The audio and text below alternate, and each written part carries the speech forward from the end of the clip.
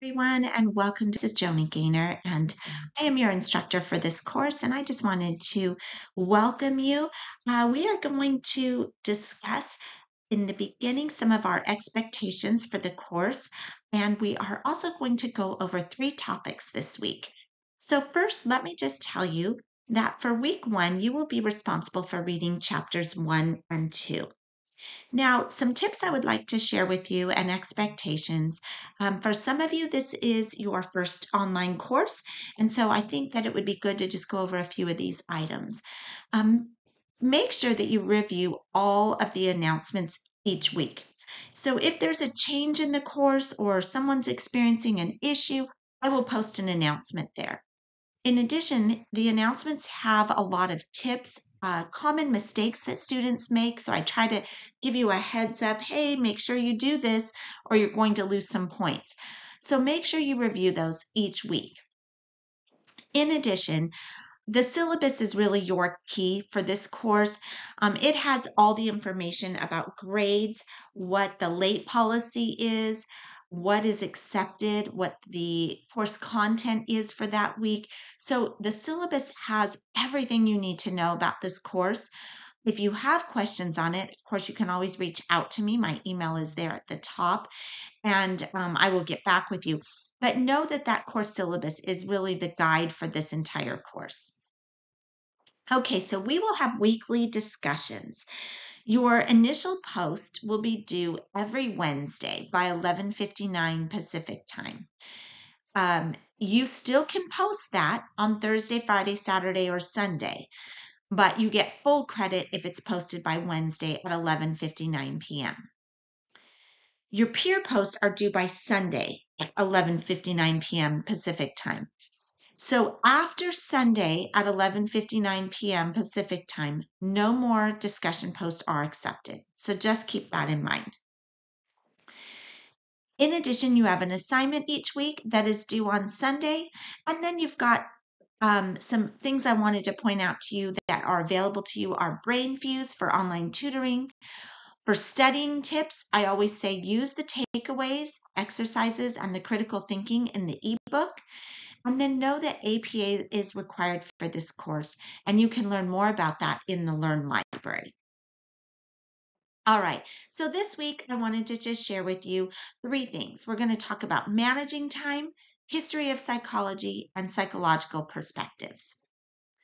So for managing time, I recommend you use a calendar for planning your time. This is just an example. For this example, I just say on Monday, start your reading. Tuesday, do your reading and draft that initial post. Wednesday, submit that initial post. Thursday, make sure you post to those peers and start studying for your assignment. Friday, again, post to another peer, study for your assignment. Do your assignment on Saturday and use Sunday to relax.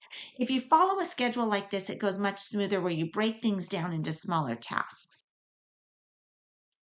Some reminders.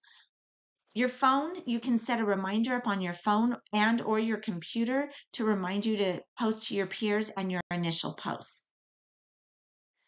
Also, remove those distractions. Turn off social networking. Put your phone in another room for a 45-minute period of time. Work in a nice quiet place.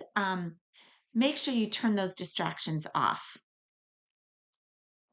Again, break down those big tasks into smaller tasks. Makes it much easier to get through them.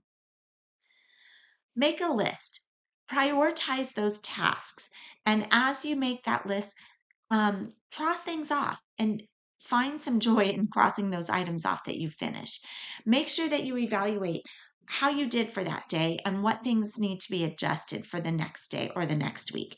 And when you accomplish something, take a few minutes to reward yourself with something that you enjoy. That may be nature, it may be coffee, whatever that is, just give yourself a little bit of a reward. All right, some time management things to focus on is procrastination. Remember, procrastination now just costs you points later, and it does lower your grade.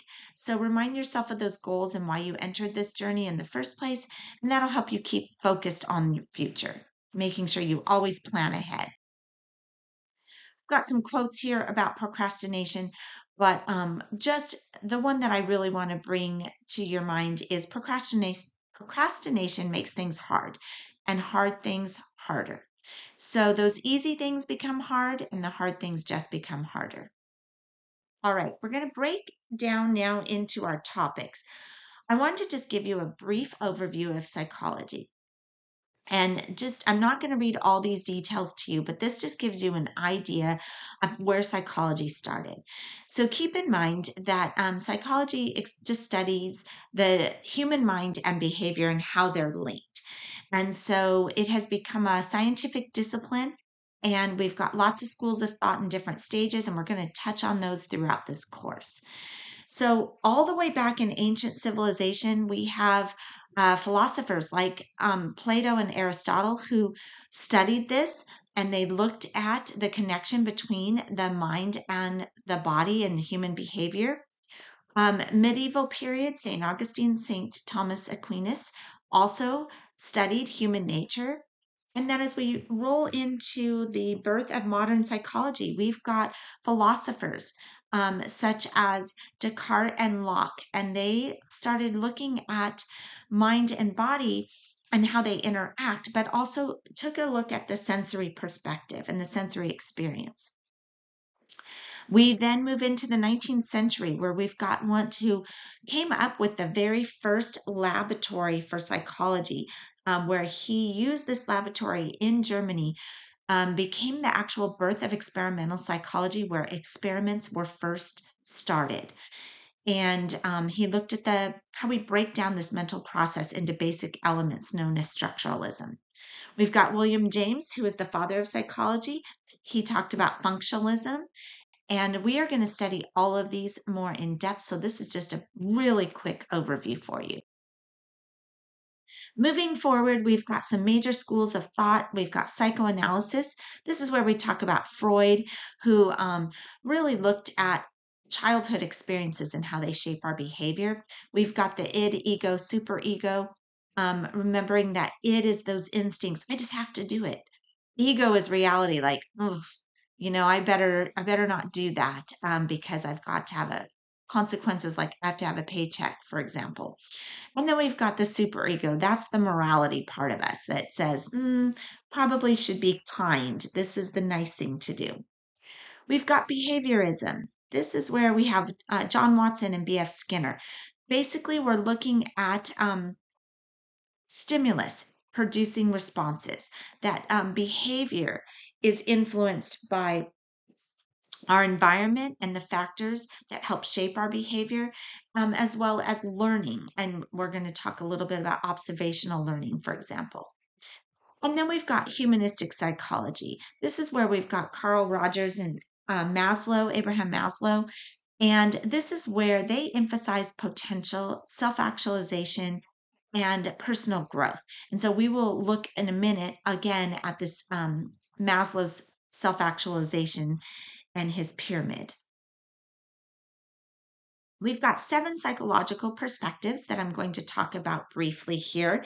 We're not going to dive in too deep in this, but you will in the book.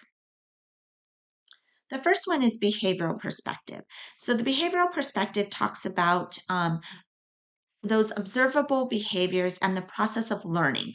So this is where we learn things about like Pavlov, Skinner, Watson. You've probably heard of Pavlov's dog, right? Where we've got the classical conditioning, the neutral stimulus that is associated with a natural response. So that whistle or clicker, and they start salivating. We've got operant conditioning. Here is where we've got reinforcement.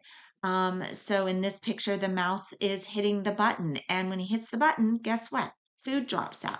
So this is an operant conditioning response. It also works for punishment, right? If you touch your hand to a hot burner, it's going to not feel so good, and you're going to soon stop doing that. And then we've got observational learning. And this is where we get the phrase children, for example, are sponges. And they absorb everything. They watch everything we say and do. And from there, they learn. Cognitive perspective. is where we have processes, our mental processes are influenced by perception, memory, thought, problem solving. This is how we diagnose and respond to the world around us. And so it's where our emotions are generated from. I think that this picture does a good job, right? Our thoughts are intertangled with our behaviors, and those are intertangled with our feelings. Next, we have the humanistic perspective. Again, this is where we talk about Maslow and Rogers, and this focuses a lot on individual potential and personal growth. Free will, the human need for that connection. So in his pyramid, the bottom is our physiological needs, and that is where we have the most. And we have to have that before we can work on those safety needs. So think of that infant who has to be fed before they can feel safe. Then we start working on social belonging, and then esteem, and then self-actualization. We don't always get to self-actualization. In fact, some people stay stuck in social belonging. Some people may stay stuck in esteem. So keep that in mind. The next perspective is the biological perspective.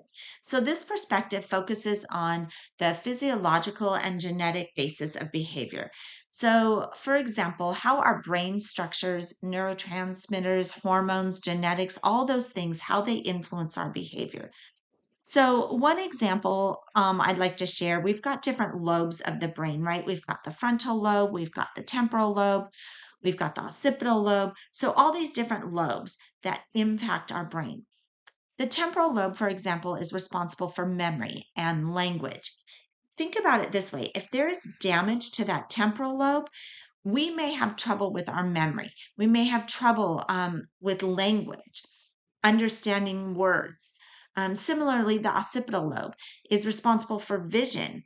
And so if that is damaged, there may be an issue with how we perceive things. So again, this is where the biology of our brain and the various hormones and neurotransmitters impact how we behave.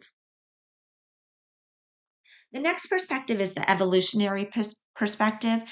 This is where we have principles of evolution that help us to understand how we behave. So here is where we explore the behaviors and mental processes and how essentially they have evolved or changed in order to solve problems. As problems arise, we found that certain solutions work, and so we keep reproducing and using those behaviors to solve those problems. And then as our environment changes, we change those solutions to those problems to adapt to our environment. The next perspective is psychodynamic perspective. This is all about Freud. And again, I mentioned Freud earlier in the history of psychology. And with Freud, this has to do with the psychodynamic perspective. So again, we've got the id, ego, superego that we talked about. But Freud also talks about the early childhood experiences of behavior.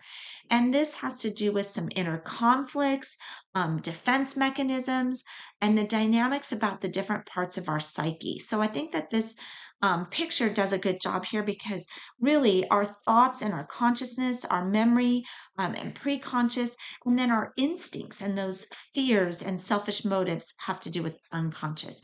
So think about it in terms of when you think of Freud, we've got things that impact us from early on childhood. Sometimes it's things we're not even aware of, such as our unconscious. And that is our psychodynamic perspective. Next is the cultural perspective, and that's our last perspective. This investigates how our social interactions or our cultural context influence our behavior and our mental processes. So we look at different roles, social norms, cultural backgrounds, as well as social influences on our behavior. Some examples are certain cultural norms about food, diet, how we perceive death in certain cultures. So various issues or not issues, various concepts of our cultures will influence us. And one person that really focuses on this is Vygotsky. He looks at ZPD and scaffolding. So what can I learn on my own and what do I need help with? And then what is beyond my reach. So we will learn more about Vygotsky in social cultural theory as we explore this. And I hope you enjoyed this video. This has to do again with time management because it's important for you to manage your time well so you can do well in the course. Brief history of psychology, as well as our 7 psychological perspectives. If you have questions,